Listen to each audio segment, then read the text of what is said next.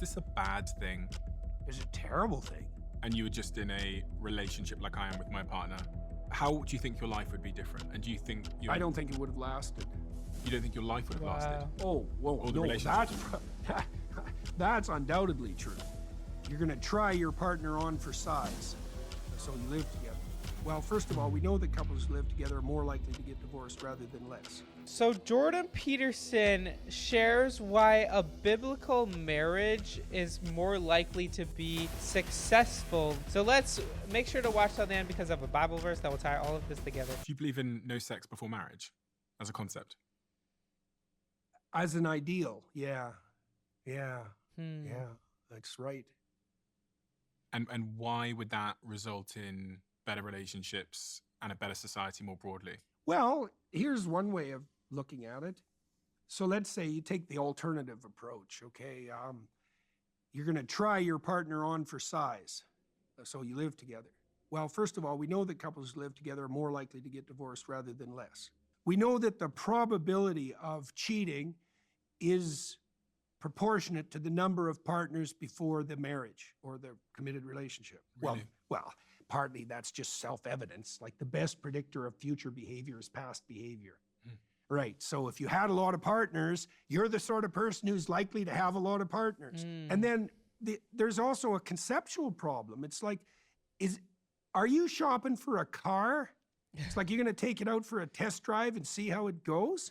Okay, that's not the right metaphor. And then here's another problem. I'm going to see what it's like to be married by living with this person. It's like, no, you're not. Because you don't know what it's like to be married until you're married.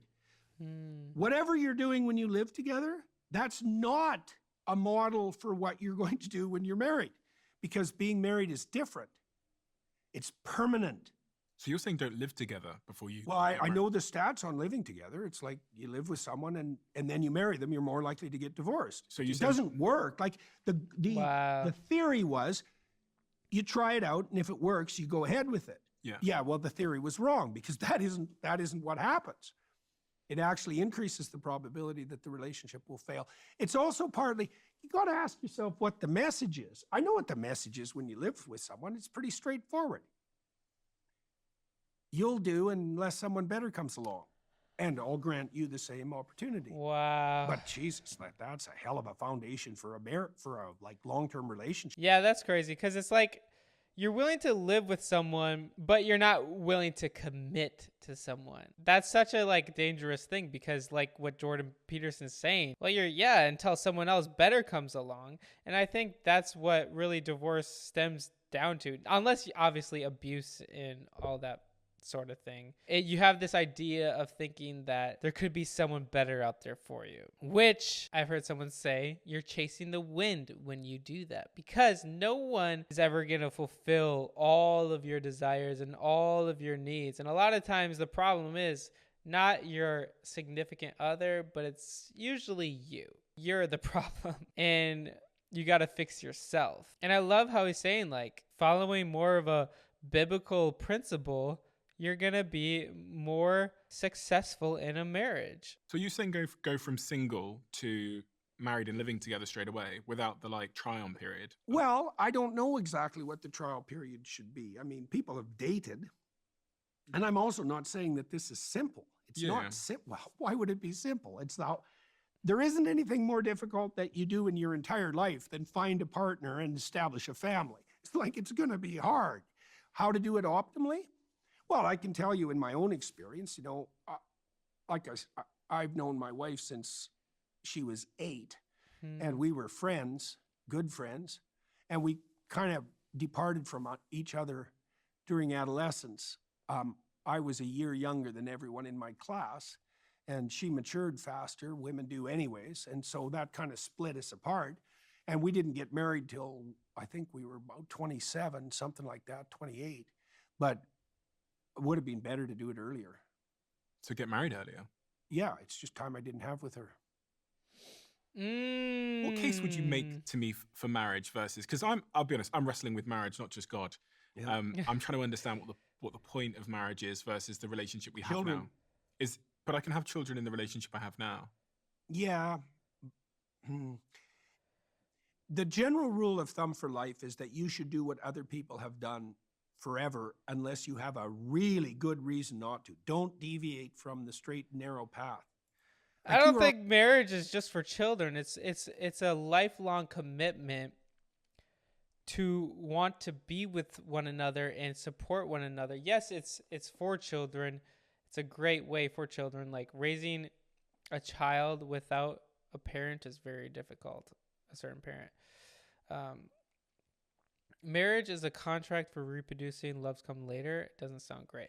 Now, you can obviously date someone. You can get to know someone, but you don't have to live with them. You don't have to have relationship with someone before you love them. I mean, as I'm saying, sexual relations. You don't have to have sexual relations before you realize that you love someone. You can love someone for who they are way before of how you are intimate with someone. Deviating in all sorts of ways. You're very entrepreneurial, right? So your life has a variety of adventurous pathways. You're going to want to put firm foundation wherever you can. That'll actually free you up to do more adventurous things.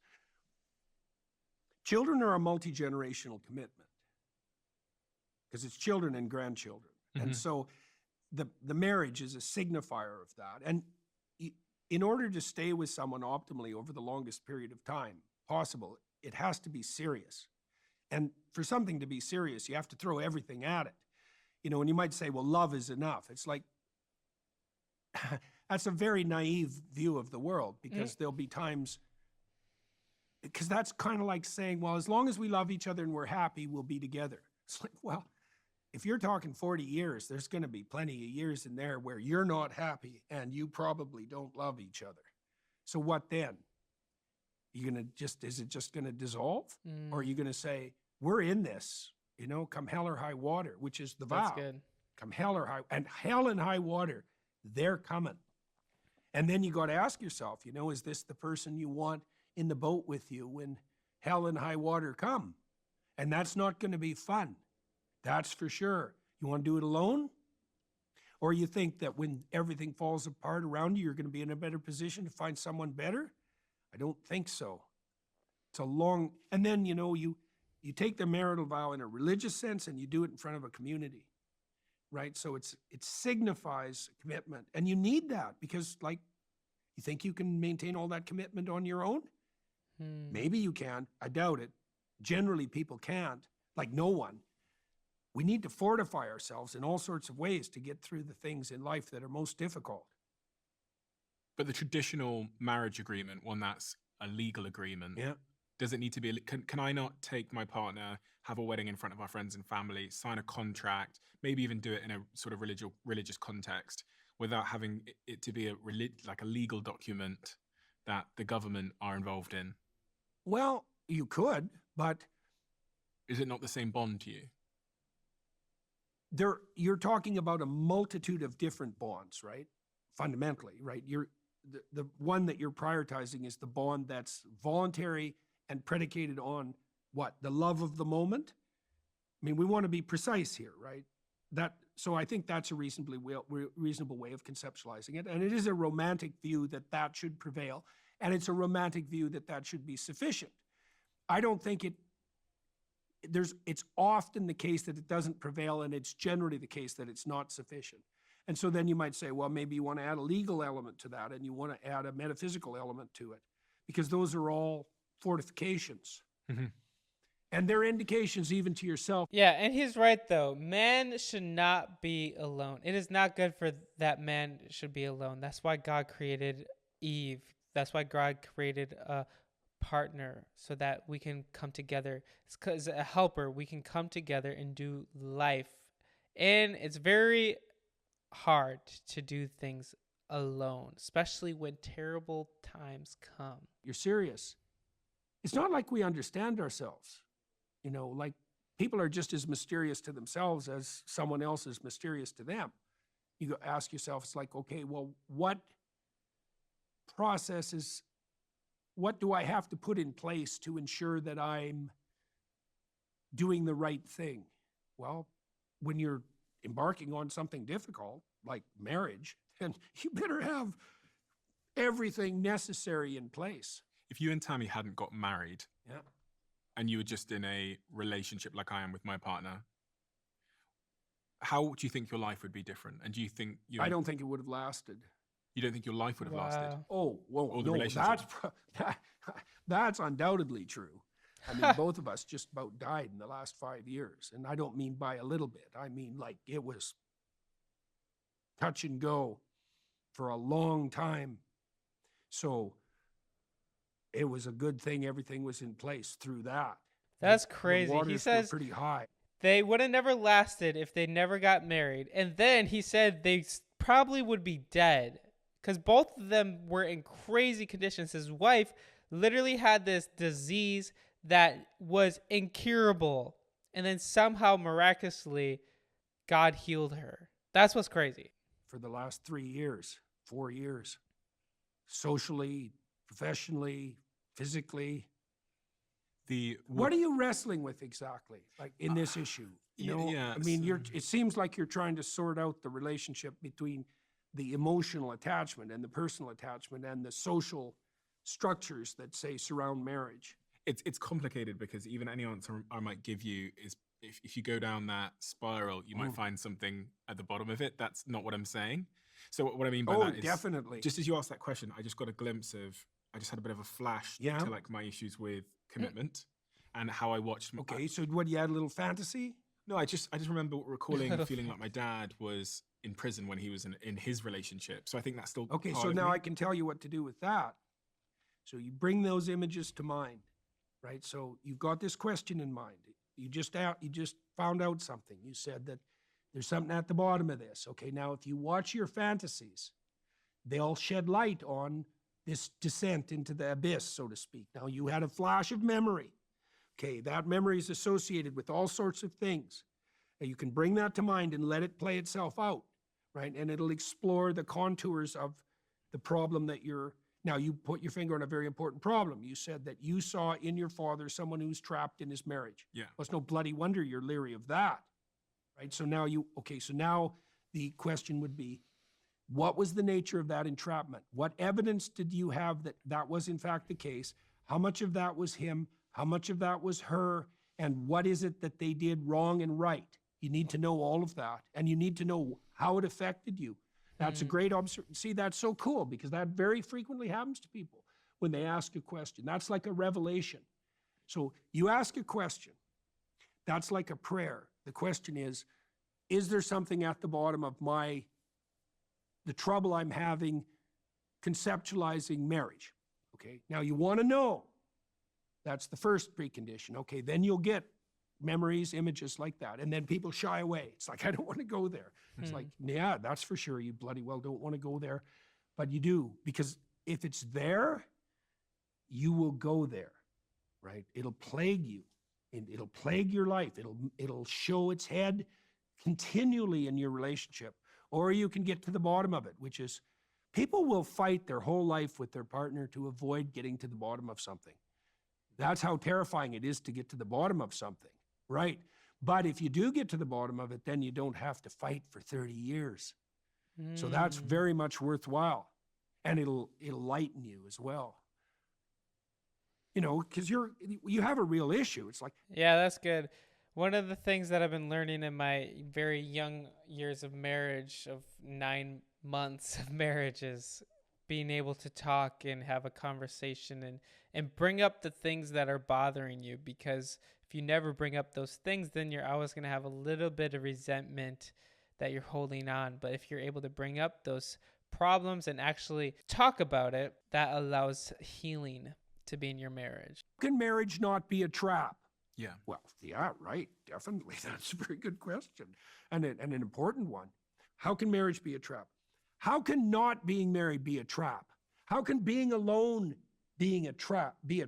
How can being deluded about what holds people together be a trap? There's traps everywhere, man. There's traps everywhere. And so there's no risk-free pathway forward. There's just risk everywhere. Okay, so that's a really useful thing to know. then the question would shift to something like, well, if I wanted to construct a relationship that had optimized, that's what you have to ask yourself. It's like, and your partner, it's like, what are we doing here? What do we want?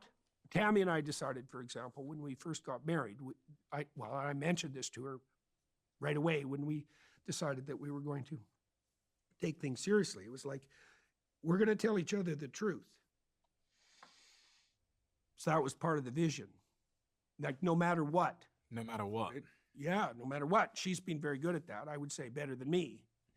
I've been good at it, but she's been really quite remarkably good at it. She really threw herself into it. And I mean, that causes a complete transformation, but there's plenty of skeletons in the closet to be revealed. God, that's for sure.